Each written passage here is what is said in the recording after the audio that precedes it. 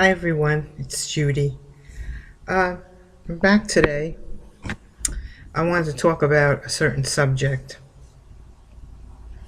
The other day, I came across an obituary of a teacher that I had in my senior class, and it was English literature.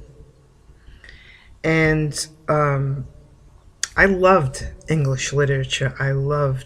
Still to this day, I remember some of the stories that we read in that class, that assignments we had, like Dante's Inferno, authors like Dostoevsky, the Russian author. Um, and I had a desire for this, but the teacher, for some reason, didn't like me. And no matter what I did, I just couldn't please him. And he wound up failing me in my senior year, causing me to have to go to summer school to get my diploma because I didn't have enough credits to graduate. So I had to sacrifice my glorious summer after graduation and sit in the hot classroom in summer school. And the teacher that I had in summer school was one of the other teachers who also taught this that I didn't get. And he said to me at the end, he says, "Why are you here?" He said, "You're a 95 student." And I said, well, the teacher didn't like me. And for some reason, no matter what assignment I handed in, he didn't approve of it, and he gave me a bad mark. And so he passed away just recently, a couple of days ago, and I posted the obit, and I said, "Worst teacher ever." And it's amazing how there was a whole array of responses, because most of my friends were born and raised in the same town as me, and they had this teacher also, but they had a very different experience with him. And now, this was before I was born again, but you see, I've always had the light of the Lord. I love the Lord, even back then. Of course, I was a kid and made mistakes, but I had this light, and this teacher was evil, actually, and he sensed who I was and just was repelled. Because, see, I know this to be true because it happened many times after this experience. And I see that there are other people who had this teacher and just totally loved him and did not have the same experience. So how can we figure out, who people are? If you're not a spiritual person and you don't have discernment, because back then I didn't even know how spiritual I was. I was just discovering myself. But I was the same person back then as I am now. It just, I had to grow in the spirit to discover who I am in the body of Christ. And I can just give you a whole list of things that happened to me ever since I was born that proved that Satan was in other people who came in contact with me to reject me. I'll tell you, once I was a newborn baby, and I was in the hospital. I had to go to the hospital for just shortly after I was born, there was a cerebral hemorrhage, and I was brought to the hospital, and they had to do all kinds of testing on me, and I was there for a while. And one time my mother came there to visit me, and she saw that they had put me next to the garbage pail. And she yelled at the nurses, "Don't put my baby next to that garbage pail." And you see, somebody who's spiritual would know that whoever put me next to that garbage pail, this was Satan saying, "This is garbage," because Satan knows who has God in them, and he wants to discredit them. He wants to destroy them. His whole life is dedicated to just putting that light out. Okay? Then I had many, many assaults on my health growing up as a kid. I think I had everything under the sun: mumps, measles, scarlet fever. I had tonsils that were growing 8 different ways. They had to remove them. I had one strep throat ear infection after the next. And then my whole reproductive system was damaged from infection. And, you know, it was just one medical thing after the next, after the next, after the next. Rejection from friends, family, being plucked out of the world by God, you know, not having children. You know, when you don't have children, you know, it's painful because you are separated from the world when you don't have children. People don't perceive it that way when it happens to them because they're in too much pain that they've been denied this this reproductive I'll say gift that people just take for granted, you know. And then many, many people get pregnant and destroy their babies. But God had done this to me because he removed me from the system. Because when you have children, you go deeper and deeper into the world. You get involved in the school system because your kid's there. You get involved in PTAs. You get involved with the town, with, you know, a town hall and your community and all of that. And then you get involved in the activities that your children do. And this brings you in more contact with other people. And you get involved and you get involved. And this puts you deeper into the world. So when you're denied this, you're removed from that whole web, okay? And you don't fit. You don't fit. You don't know where you fit. Same way with people that can't find a person, a spouse or a partner in life. They're subtracted from the world because when you get married, you have children, you get into that system. Okay? I have to say children would put you more into the system, but because people that don't get married, they still have children anyway, and they wind up in the system. But to not have children subtracts you in a big way from society. And people don't often look at it that way. So to get back, to not digress too much, you know, to get back to this teacher, there were so many different responses that came in, like, you know, who thought he was the best guy, or this teacher and that. And how can we tell? Because there are certain professions in the world that are part of a group. Okay, and I listed a few of them, like a policeman, right? Policeman is a part of the law enforcement system, and there are many of them, right? And they're a group in their profession. You wouldn't call a clerk or a cashier a group, or even an accountant, because many accountants work by themselves, right? But policemen work as a team, right? And it's a system.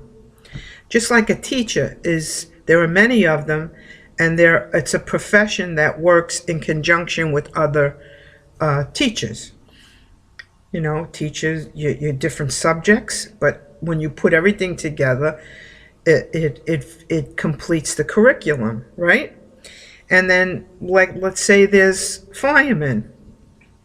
They have to work as a team in order to save people and from a burning building. And doctors, right? They have to work as a team to save lives on the operating table. So, yeah, there are certain professions that are known and identified as not only the profession itself, but as a group.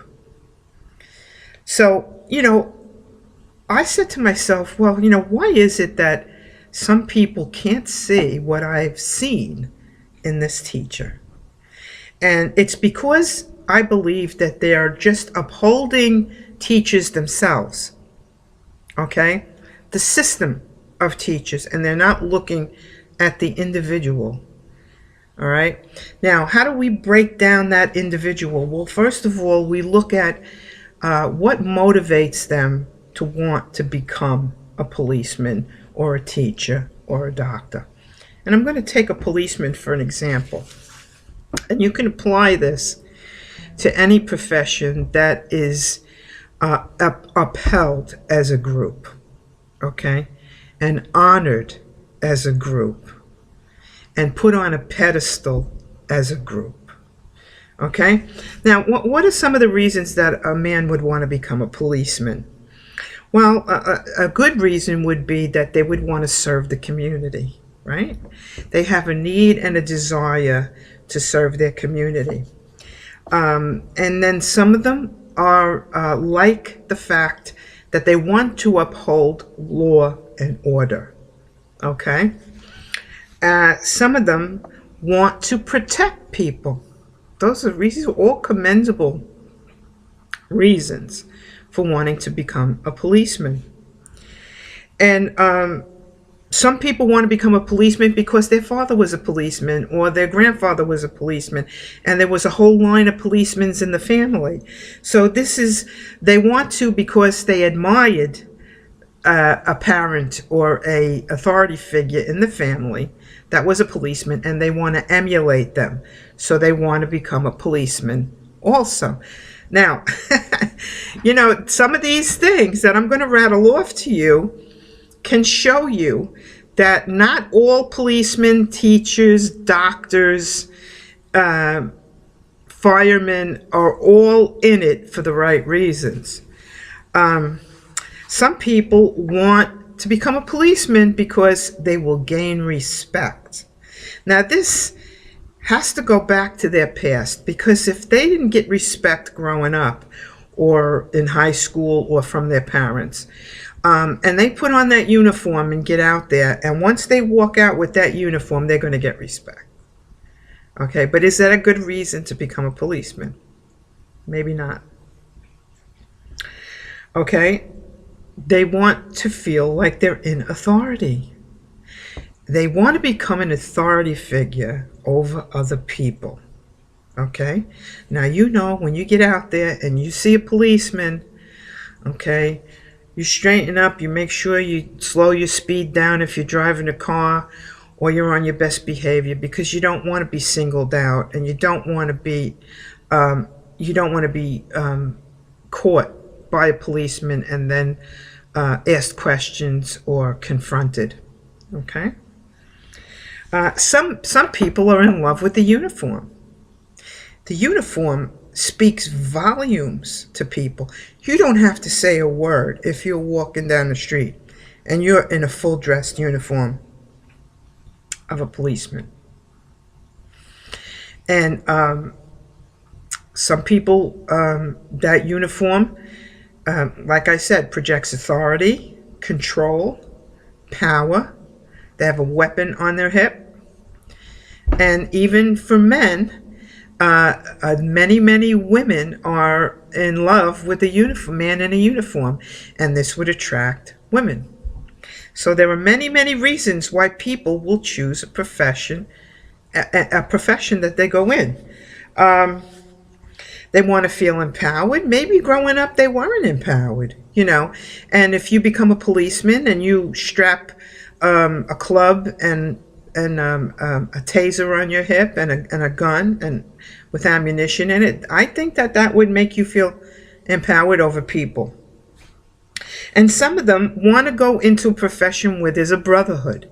Now, we know that doctors all back each other up, and cops all back each other up, and firemen all back each other up, and teachers all back each other up. Okay, so these are groups, these are professions where there's a brotherhood established, whether with a union or with groups, and they all support each other in their profession, and they fight for each other. They fight for pay raises. They fight for benefits. They fight for all kinds of things. And a lot of reasons why people would become policemen is the salary guarantee, okay? And also the benefits that come along with it. The same like a teacher. You know, they get their summers off and they work till 3 o'clock, and they get snow days off and vacation, and they have good pensions. And they don't have to work 40 to 60, 70 hour a week like a lot of other professions do. There's not a lot of danger in it, unlike a policeman and a fireman. And doctors too get, you know, they get paid big. You know, they're all, listen, their wives are wearing fur coats, and successful doctors that belong to a group. Think about it, okay? When you look at a doctor or a policeman or a teacher or a fireman, those professions where they're in a group, you will see this. I'm not talking about that you'll see firemen and policemen and teachers wealthy, but doctors will get wealthy from their professions. And, you know, you can apply these things, these reasons why people choose these professions, so that when you look at them, you can have clarity. When you see something, like a teacher, maybe, you know, they want to be looked up to by their students.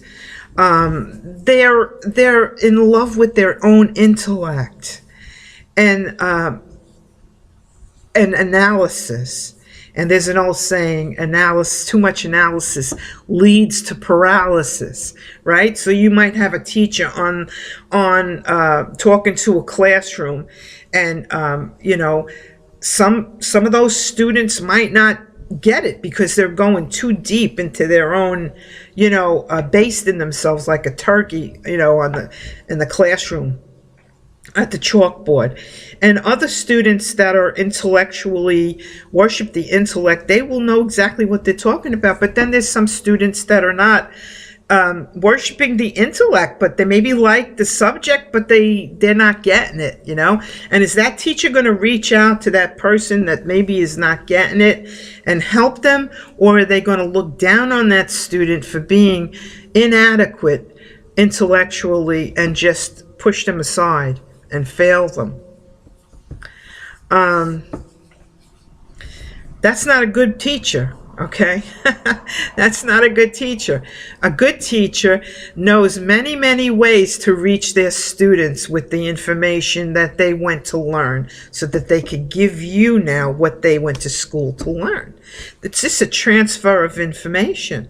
You know, any job is a transfer of information. You go learn it, and then you go out and you give it, and you get paid for it. That's what working is. You have skills, you have talent, you know a trade, you went to college, okay? You become a doctor, you learn how to operate, you learn about the human body and disease, so you can diagnose properly and help fix the problem for people. Okay? Do you think a doctor doesn't have emotions and he can't pick up the light of God if he's not there for godly reasons? Sure he can. But once he takes you in as a patient, it's hard for him to say, I don't like you. I don't want you as a patient. He can't say that. Right? But what he can do is he cannot give you the attention that you deserve. He cannot answer, doesn't have to answer your questions. He can evade your questions in the office when you're there on a visit. He can do all kinds of things to discourage you so that you move on to a different doctor. And if that doesn't happen and you get into a terrible situation where your life is on the line, that could come in to hurt you because of his personal feelings towards you. And this is the same in any profession, because people it doesn't matter what profession you are. We are a conduit, a host body. We are. Okay? And a lot of people that are in these professions don't believe, there's some people that don't believe in God, which means that they can be used by Satan to overstep their authority if they're a policeman, hurt you if they're a doctor, ignore you, and make you fail if you're a student. Think about it. We have to look at the individual and not the profession itself.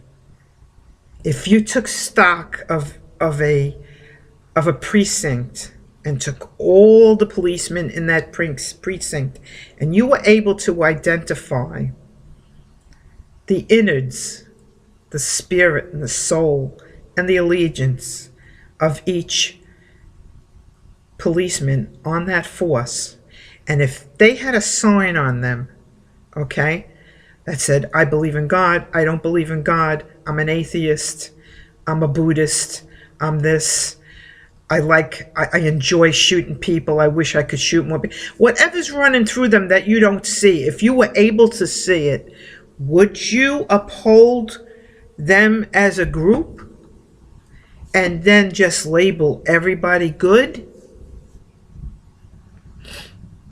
I don't think you would.